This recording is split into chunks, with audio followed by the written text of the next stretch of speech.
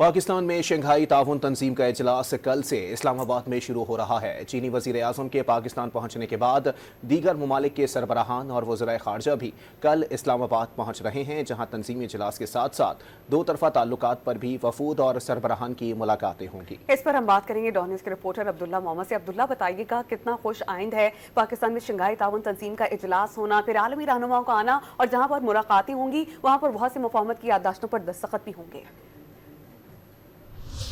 जी बिल्कुल, पाकिस्तान सफारती महाज पर इस वक्त दुनिया भर का तवज्जो का मरकज़ बना हुआ है, क्योंकि शंघाई ताउन तंजीम का इजलास कल शहर इक़्तिदार इस्लामाबाद में शुरू हो रहा है और उनके लिए वफूद की आमद का सिलसिला जो है वो जारी है।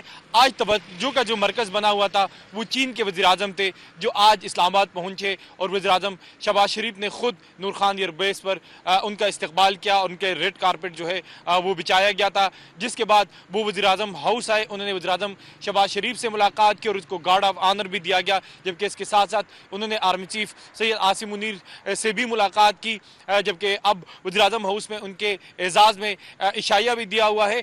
तकरीबन 9 ममालिक के मेम्बरान हैं और इसके साथ साथ एक मुबस्सिर मुल्क है, जिनके वफूद का सिलसिला जो है वो उनकी आमद का सिलसिला जारी है।